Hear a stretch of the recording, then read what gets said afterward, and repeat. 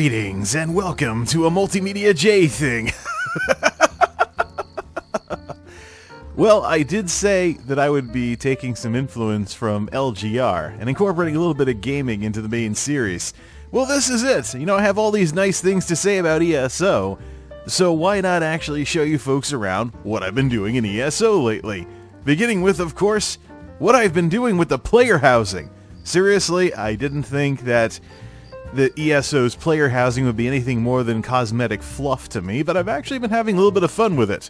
So, let's check out my goody two-shoe Breton Templar Knight dude's castle, and other places as well. The wacky world of MultimediaJay. Have at thee, Target Bone Goliath!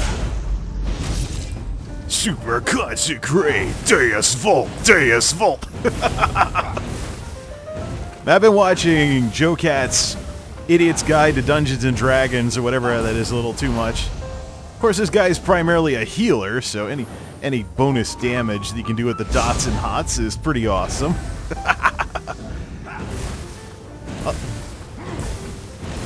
So, when on the front lines, apply the debuff for spell damage and go for nuts. Oftentimes I can get 8 grand out of one of those instant attacks. That's not even supposed to be, it's a dot attack, so that's why the damage is a little lower on that.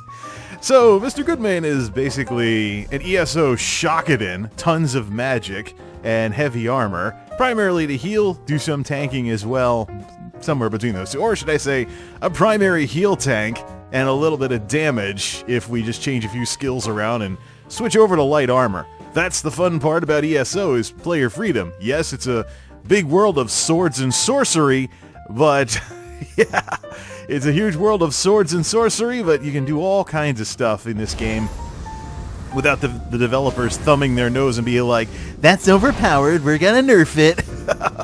There's a reason why this is the game whose game world is what I've been really getting into in terms of the whole live another life escapism element of video games lately. So, if it's an RPG, and it's not sci-fi, it's this. This is, of course, the Target Bone Goliath, little target dummy type doohickey that you can, beat on. Of course, since the guy focuses on magic over stamina, the bread and butter attacks with the sword and shield are kind of blah. This is more for tanking and using stamina as a dedicated block resource, while doing damage while throwing spells, dots, and hots on everything. Basically, take the best elements of the Protection Paladin from WoW and the Shockadin from Burning Crusade, and that's basically what we have going on here. People have said nice things about the armor set too, but nothing too exciting. Just a mixer of Breton, Imperial, Orcish, and Daggerfall Covenant. So we're up here in the tower, because this is basically where all my target dummies are going to be, so if you want to just beat up a bunch of DPS dummies or whatnot, or test your damage, you can just come up here and do some stuff. Let's go down to the Courtyard. So I originally got this castle because I kept the subscription going during a... I got it furnished, actually. I kept the subscription going when I took a break from the game, and when I came back, I had enough crowns in the store in order to pick it up. And it's basically my main Paladin dude's place of residence ever since. It was pretty basic when I got in, but I've updated some of the lighting and stuff, like these Alinor braziers and stuff. Basically what makes it look like a knight's castle, basically. Same thing with these statues that are normally found in the cemeteries in the Daggerfall area of Glenumbra. I've also been experimenting over here with, you ever see those extreme channels where people are diving into water from way up in the air? Well, apparently, created platforms can actually be put on top of water, so I'm thinking of having like a floating patio out here to otherwise make use of this swimming area. And then, of course, I want to fence it in, too, because if you swim too far away, you get attacked by slaughterfish. So I want to fence in where the slaughterfish come in with some floating thingamawhatsits and basically have something resembling a private beach. But the issue with this is, if I put this platform right next to the door, you basically come out of this door over here and you're swimming. So you get stuck. So the most I could do is you come out here and then you hop onto a floating patio. So that's what I'm doing with these 4 orcish platforms. They're just sitting out here in the middle of nowhere. I'm thinking maybe get some furniture out here, have some chairs and lounge type stuff and things like that. Now let's go into the castle.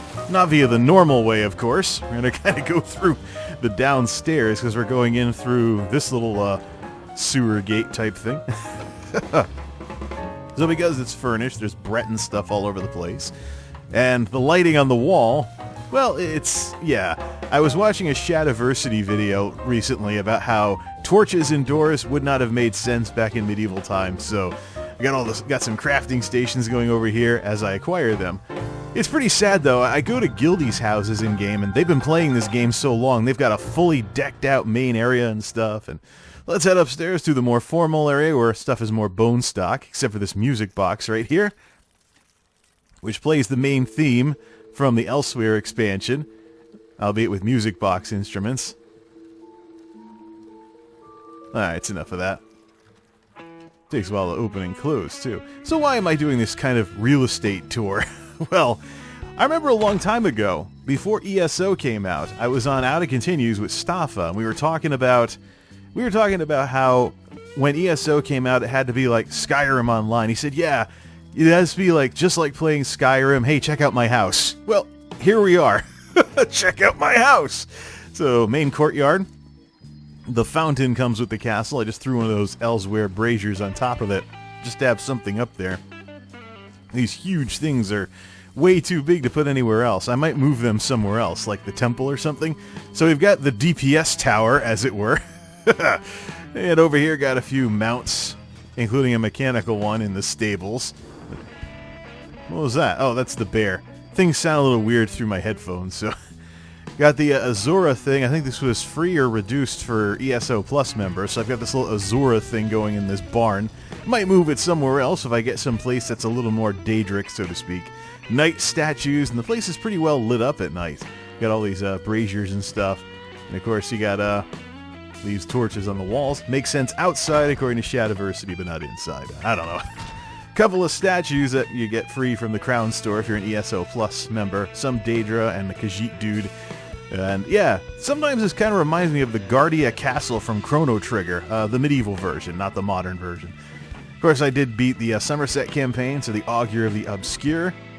Be honest, do you ever wish we hadn't broken the Staffa Towers? Just imagine a world of non-linear time. Wait, is your nose bleeding? Alright, stop imagining a world of non-linear time. I swear that thing was inspired by Larlacor, the Talking Sword. I think it was from Baldur's Gate way back when. So, the two assistants. The two assistants, Nuzuma for selling stuff, and Tithus the banker, gave them all desks and chairs and stuff because they're my advisors, because we got cats up here, of course, dragon treasure, and haha, king of the castle. Of course, it'd be cool if some of my guildies ever stopped by and checked this out.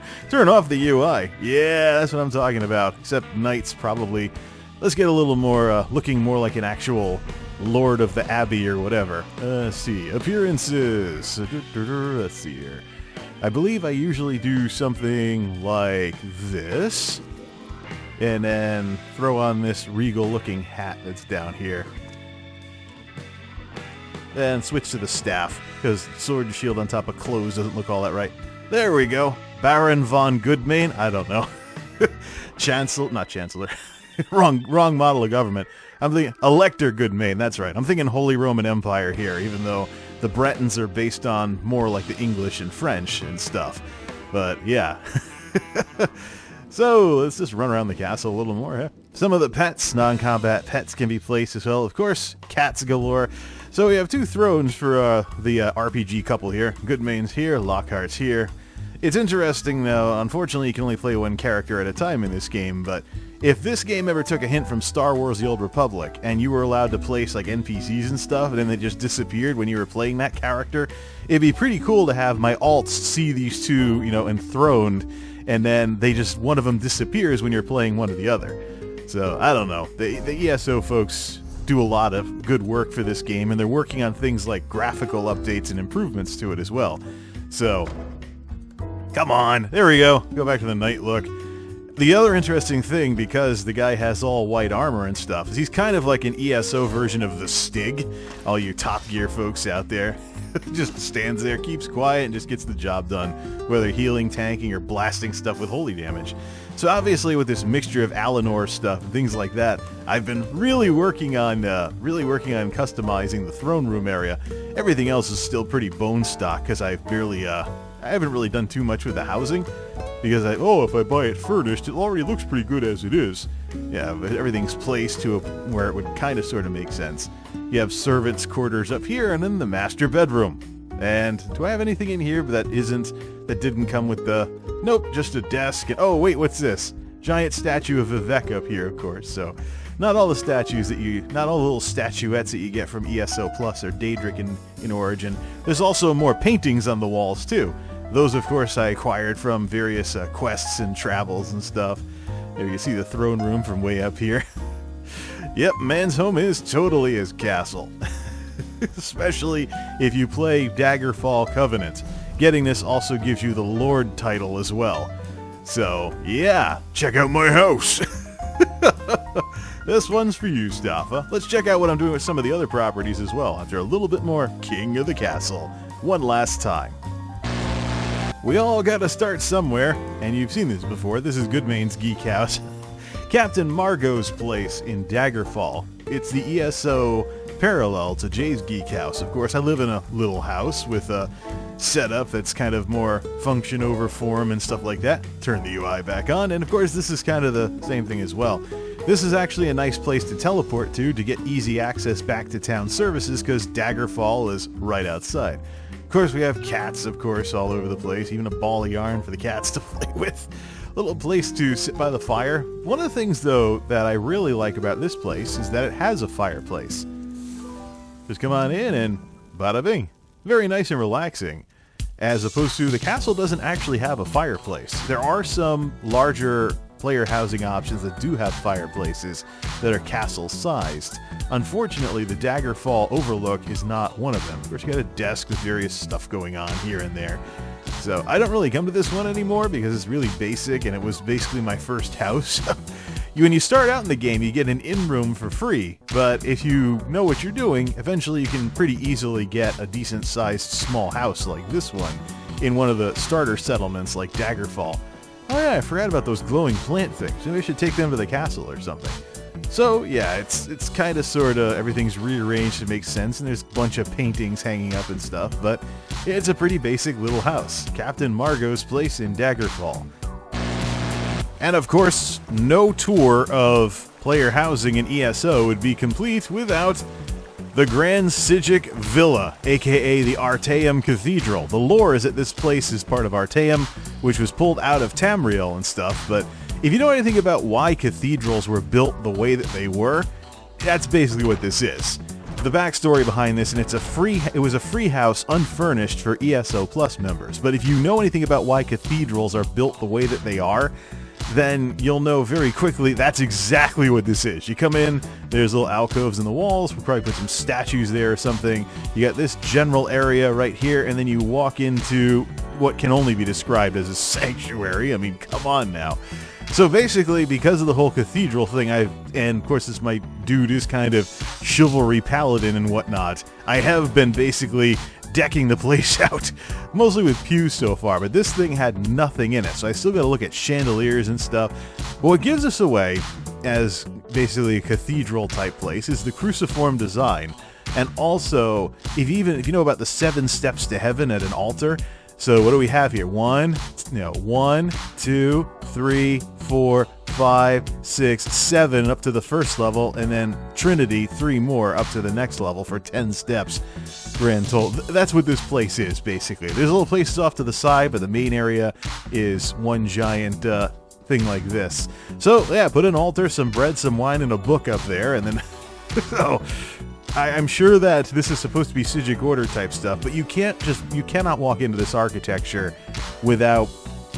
You just can't walk into this kind of architecture without thinking that is absolutely a cathedral. Because that's basically what the design is. There's an upstairs and a downstairs. So this one is a real labor of love here because I gotta make everything, so this didn't come with anything at all. So I'm basically filling up, as I do the Alinor dailies, I'm filling the place up with pews. You can put several hundred furnishings inside a place this size. So probably have pews going all the way out to the back. Don't know what I'll do with the places on the sides, but the interesting thing is, yeah, up here there's there's balconies on both sides, and it's just, yeah. Let's take the shortcut and do a heal and stuff. Ritual of Retribution. Perfectly good consecrate heal here. You go behind the scenes and everything, and then you go into the back where there's a little bit of water and stuff. I mean, come on, that is absolutely a baptistry of sorts. So yeah, there's a ton of architectural cues in here from cathedrals and why they were built the way they were built. So I'm basically respecting that and turning this into essentially a Paladin cathedral of sorts. So huge place though. Let's check some of the rooms out. And yeah, everything's kind of crumbling because this is supposed to be some pseudo-ancient ruin type thing, but we go into the back here. Villa North Suite. And we have basically some space for living quarters and stuff like that. Or a study or something along those lines. I think the other one actually has a spot for a fireplace. I think there's one on the other side that actually has this. So let's head on over there. It's stuff. But absolutely, this is absolutely a cathedral. I just gotta load it up with all kinds of furnishings and stuff, and that takes time invested in the game. There we go, fireplace. So this is where I'd actually put the living quarters for whoever the priest person was going to be in here. So, all in Artaeum. Nice design. There's also an Alinor townhouse as well that fits the high elven themes of everything a lot more. But in terms of Artaeum, yeah. The only thing that's missing is the glass isn't stained, so it's not stained glass. But if you look at the floor plan of the place, actually, I'm going to bring up the map. Yeah, see, bada bing, cruciform. See the cross right there. That is this is absolutely a cathedral. Where can I get a bunch of statues and stuff, and all kinds of other decorations and stuff for over here and stuff like that? Well, let's fill in the pews first. But this is an early look. Plus, I gotta figure out how to light the place, because I don't think the chandeliers coming down from the ceilings would brighten the place up all that much. I may have to put a whole bunch of candles in the middle, cut down the number of pews, and put in a whole bunch of candles or maybe torches or something. And plus, as you can see, the pews don't even line up. They kind of skew off to the side. But that's why some people who play this game refer to player housing as the real end game and stuff like that. But I do have the giant statue of Azura, so I could always, have like a giant Azura garden off to the side. Obviously, there's places around the side for you just can't mount in these areas. Or we could set one of these fountain or one of these little pond areas up to be like a swimming area or something along those lines. But yeah, you just look at the architecture and everything, and yeah, this was the free house for Somerset, and it is absolutely 100% Artaeum Cathedral. You just gotta figure out what to put where. What is the limit on these anyways? Open up the housing menu. 700 furnishings, and there's limits on other stuff as well.